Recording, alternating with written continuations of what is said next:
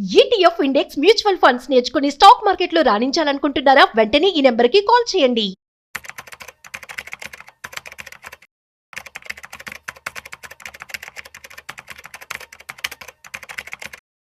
నమస్తే, welcome back to Suman TV. Present మనతో పాటు ఉన్నారు stock market analyst Sundar Rama Reddy గారు.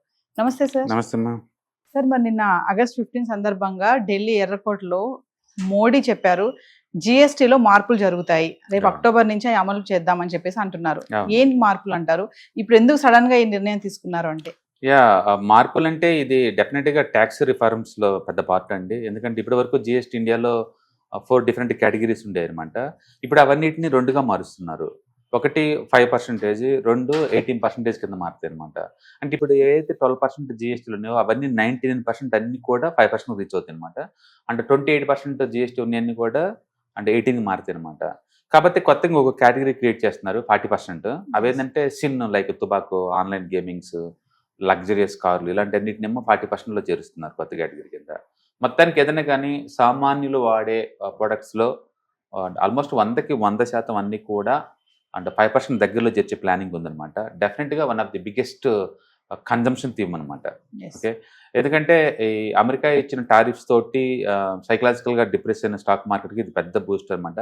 డెఫినెట్గా మండే రేపొద్దున 200 నుంచి 500 పాయింట్స్ గ్యాప్ అప్ ఓపెన్ కాబోతుంది అనమాట న్యూస్ తోటి.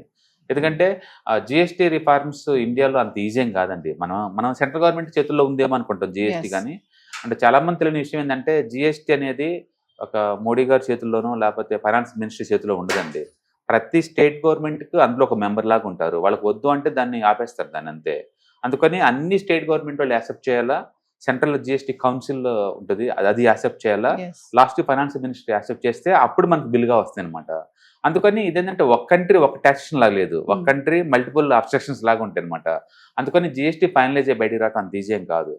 అందుకని చాలా మంది అన్నట్టు ఇది ఇంత ముందే ఎందుకు తగ్గించలేదు అని అంటున్నారు, కానీ తగ్గించాలంటే కంట్రీ రెడీగా ఉండాలండి, మిగతా అపోజిషన్ పార్టీస్ కూడా రెడీగా ఉండాలన్నమాట.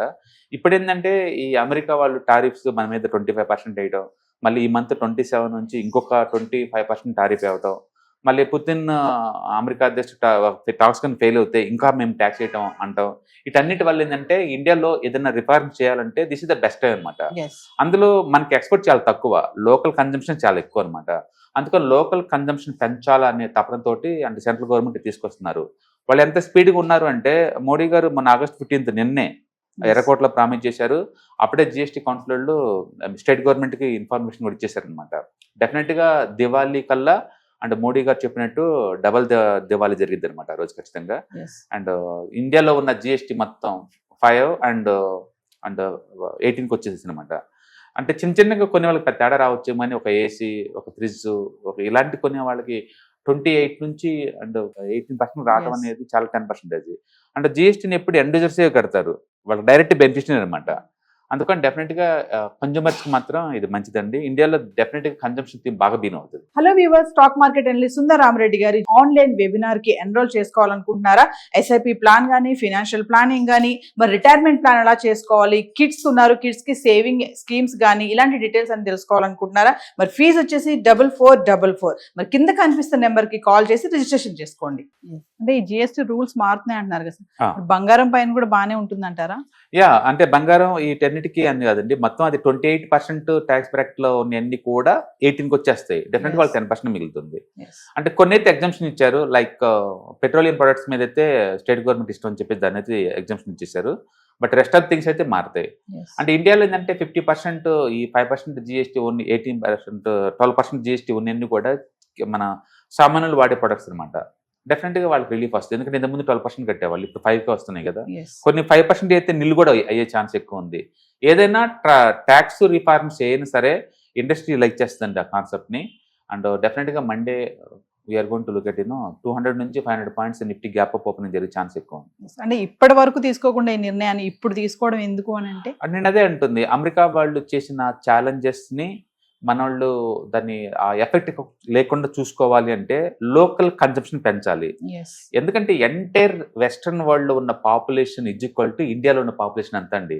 మన వాళ్ళ మార్కెట్లో ఎత్తుకునే బదులు ఇండియాలోనే కన్జంప్షన్ పెంచారనుకోండి మనకి ఈ మార్కెట్ సరిపోతుంది. Yes. ఇండియా మెజారిటీ గ్రోత్ అంతా లోకల్ కన్జంప్షన్ ద్వారా వస్తుంది. అందుకే రీసెంట్గా S&P వాళ్ళు మన ఇండియన్ రేటింగ్ని అప్గ్రేడ్ చేశారండి. అండ్ ఇంతకుముందు BBB- ఉండేది, ఇప్పుడు BBB స్టేబుల్కి వచ్చేసింది అనమాట. ఆల్మోస్ట్ 18 years తర్వాత ఫస్ట్ టైం ఇండియన్ రేటింగ్ పెంచింది. అంటే ఇండియా వాళ్ళు భయపడుతున్నారు అమెరికాతో ఈ టారిఫ్ వార్ వల్ల మనం లాస్ అవుతున్నామేమో అని. బట్ అమెరికన్ రేటింగ్ ఏజెన్సీ వాళ్ళే మనది స్టెబిలిటీ కింద ఇస్తున్నారు rating. Yes.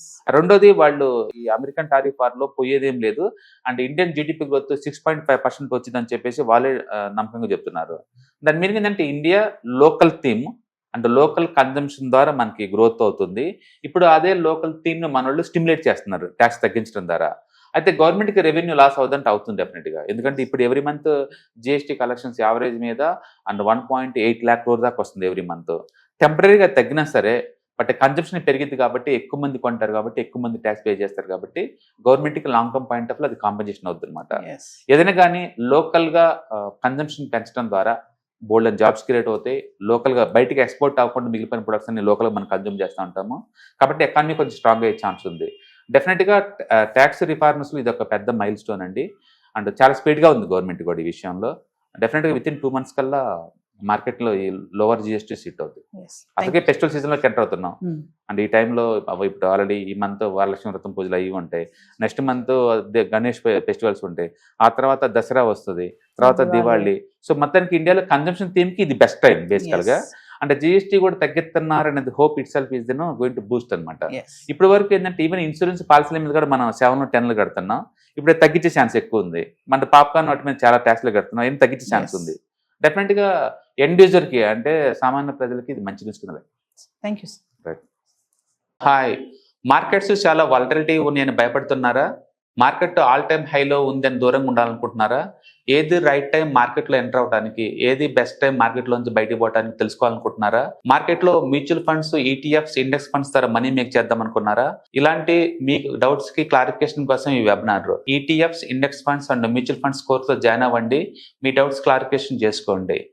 Every month Saturday, Sunday and Monday conduct చేసే ఈ కోర్సులో మీకు ఈటీఎఫ్స్ అంటే ఏంటి, ఇండెక్స్ ఫండ్స్ అంటే ఏంటి, మ్యూచువల్ ఫండ్స్ అంటే ఏంటి, different type of ETFs, index funds, mutual funds అంటే ఏంటి, ఇందులో ఇన్వెస్ట్ చేయడం ద్వారా లాంగ్ టర్మ్ లో వెల్త్ ఎలా క్రియేట్ చేసుకోవాలా, షార్ట్ టర్మ్ లో ఎలా వెల్త్ క్రియేట్ చేసుకోవాలా, ఎనీబడి కెన్ ట్రేడ్ ప్రోగ్రామ్ ఎలా పార్టిసిపేట్ చేయాలా, ఇలాంటి అన్నిటికీ మీకు ఆన్సర్ దొరుకుతుంది. కాబట్టి మీకు ఎవరికన్నా ఇలాంటి వాటిలో వెల్త్ క్రియేట్ చేయాలని కనుక ఇంట్రెస్ట్ కనుక ఉంటే కింద స్క్రోల్ అవుతున్న నెంబర్ కి కాల్ చేయడం ద్వారా మీ సీట్ని బుక్ చేసుకోండి. Thank you.